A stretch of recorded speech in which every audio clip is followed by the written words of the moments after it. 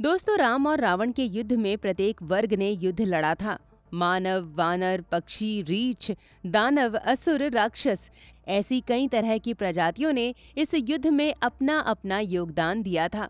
अगर देखा जाए तो इस युद्ध में ज्यादातर पक्षियों की भूमिका काफी महत्वपूर्ण रही। लेकिन क्या आप जानते हैं कि आखिर राम रावण के युद्ध में ऐसे कौन से पक्षी थे जिन्होंने श्री राम की सीता को खोजने के लिए सहायता की थी?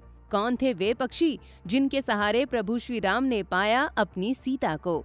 आइए जानते हैं उन अद्भुत पक्षियों के बारे में। दोस्तों, आप ये तो जानते ही हैं कि राम रावण का युद्ध एक धर्म युद्ध था। इस युद्ध में अहंकारी रावण के बढ़ते अत्याचारों से लोगों को मुक्त कराना था, जिसके लिए राम को रावण से भयंकर युद्ध करना पड़ा। और इस भयंकर युद्ध में एक पक्षी राज को वीर गति को प्राप्त होना पड़ा। राम को जब वनवास का आदेश मिला तो वे माता सीता और भाई लक्ष्मण के साथ वन में निवास करने के लिए निकल पड़े। एक दिन जब रावण ने भेष बदलकर माता सीता का अपहरण कर उन्हें अपने साथ पुष्पक विमान में बैठाकर लंका की तरफ उड़ने लगा, तब माता सीता विलाप करने लगी और भगवान राम को पुकारने लगी। दोस्तों, उस वक्त रावण के साथ कई पक्षियों ने माता सीता की रक्षा करने के लिए युद्ध किया। लेकिन इस युद्ध में ऐसे 3 पक्षियों का ज्यादा महत्व बताया गया है। उनमें से पहला पक्षी है जटायु। दोस्तों, जटायु एक गिद्ध जैसा दिखने वाला पक्षी था। वो अरुण और श्येनी के बेटे थे और संपाति के भाई थे। जटायु राम के पिता राजा दशरथ के भी दोस्त थे। जटायु को इस युद्ध में शहीद होना पड़ा और जटायु शहीद होने वाला पहला सैनिक माना जाता है। जिस वक्त रावण माता सीता का हरण कर लंका की ओर पुष्पक विमान से जा रहा था, तब माता सीता की आवाज सुनकर गिद्धराज जटायु ने रावण को ललकारते हुए उसका रास्ता रोक लिया और रावण को चुनौती देते हुए सीता जी को छोड़ने के लिए कहा। दोनों के बीच युद्ध के दौरान रावण ने जटायु के दोनों पंख काट दिए थे। फिर रावण सीता को लेकर लंका की ओर रवाना हो गया। जब राम सीता की खोज में दंडकारण्य वन की ओर चले तो उन्हें वहां घायल अवस्था में जटायु मिला। घायल जटायु ने ही बताया कि रावण ने सीता जी का हरण कर उन्हें दक्षिण दिशा की ओर ले गया है। जब भगवान राम और लक्ष्मण को जटायु मिले तो वे भी उन्हें केवल इतना ही बता पाए कि माता सीता का हरण हो गया है और ये रावण ने ही किया है। इसके बाद जटायु की मृत्यु हो जाती है। जब राम जटायु के साथ सीता की खोज में निकले तो उस समय जटायु ने राम की ही गोद में अपने प्राण त्याग दिए थे। जटायु के मरने के बाद राम ने उनका वहीं पर अंतिम संस्कार किया और पिंडदान किया। संपाति। जटायु और संपाति अरुण नाम के देव पक्षी के बेटे थे, जो सूर्यदेव के सारथी थे।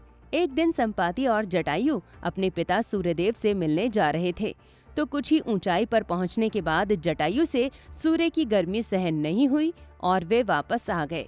लेकिन उनका भाई सूर्यदेव की गर्मी की परवाह न करते हुए आगे बढ़ता रहा। लेकिन कुछ ही देर के बाद सूर्य की तेज गर्मी से उसके पंख जल गए, इसलिए वो कभी उड़ नहीं पाया और जमीन पर ही रहकर भोजन की तलाश करता था। दोस्तों, संपाति ने रामायण में अपनी भूमिका तब निभाई जब भूखा संपाति लंबे विशाल हनुमान जी को देखते हुए खाने को दौड़ पड़ा। लेकिन हनुमान जी को खाने से पहले ही जामवंत ने उन्हें भगवान राम और सीता हरण से जुड़ी हर बात बताई और उनके भाई जटायु की मृत्यु का दुखद समाचार भी दिया, जिससे संपाति दुखी हो गए। संपाति ने फिर हनुमान जी और बाकियों की मदद करने का फैसला किया। संपाति की नजर बहुत तेज थी, वो दूर तक देख सकते थे। संपाति ने अपनी एक ही नजर से माता सीता को लंका में देख लिया। उन्होंने जो देखा वो सब हनुमान जी को बता दिया। हनुमान जी भगवान राम के पास गए और उन्हें माता सीता की स्थिति बताई, जिसके बाद रावण से युद्ध की तैयारियां शुरू हो गईं। संपाति ने ही वानरों को लंकापुरी जाने के लिए प्रेरित किया और उत्साहित किया। गरुड़ देव। दोस्तों, गरुड़ देव ने रामायण में श्री राम और लक्ष्मण जी को मृत्यु के मुख से बचाया था। गरुड़ प्रजापति कश्यप और विंता के बेटे अरुण के छोटे भाई थे। युद्ध में जब रावण के पुत्र मेघनाद का आगमन हुआ, तब उसने लक्ष्मण को युद्ध की चुनौती देते हुए पुकारा। फिर दोनों के बीच भीषण युद्ध हुआ। जब कई दिनों तक युद्ध चलता रहा तो मेघनाद को विश्वास हो गया कि लक्ष्मण कोई साधारण मनुष्य नहीं है, बल्कि शेष नाग का अवतार है। मेघनाद समझ गया कि वो लक्ष्मण को हरा नहीं सकता। तब उसने काली और आसुरी शक्तियों का सहारा लिया। युद्ध इतना भयंकर था कि संकट मोचन हनुमान भी अपने प्रभु श्री राम की रक्षा नहीं कर पाए। ऐसे में भगवान शिव का मान रखते हुए श्री राम और लक्ष्मण ने उस नागपाश के बंधन को सहर्ष स्वीकार कर लिया। श्री राम और लक्ष्मण को नागपाश के वश में मूर्छित होता देख राम सेना घबरा गई। दोस्तों, तब जामवंत के कहने पर हनुमान जी ने गरुड़देव का आह्वान किया। तुरंत गरुड़देव ने नागों को एक एक कर खाना शुरू कर दिया।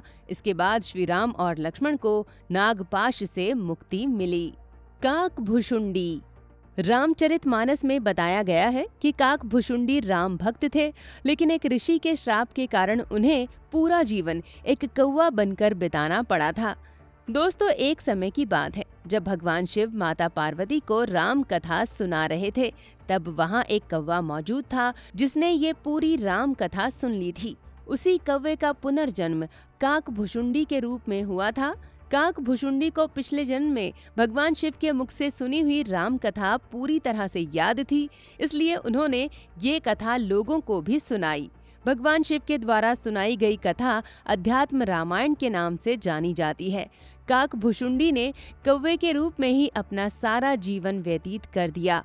वाल्मीकि से पहले ही काकभुशुंडी ने सारी कहानी गरुड़ को सुना दी थी, क्योंकि श्री राम के इस तरह नागपाश में बंध जाने से गरुड़ जी को राम पर संदेह हो गया था। तब उनका संदेह दूर करने के लिए नारद जी ने उनको ब्रह्मा जी के पास भेजा। ब्रह्मा जी ने उनको महादेव के पास भेजा। महादेव ने गरुड़ के संदेह को दूर करने के लिए उनको काकभुशुंडी के पास भेज दिया। दोस्तों, अंत में काकभुशुंडी ने गरुड़ जी को राम कथा सुनाई और इस तरह से गरुड़देव ने अपना शक दूर किया। तो दोस्तों, कैसी लगी आपको आज की स्टोरी? कमेंट बॉक्स में जरूर बताइएगा। साथ ही चैनल को सब्सक्राइब करें, वीडियो को लाइक और शेयर करें। बहुत बहुत धन्यवाद।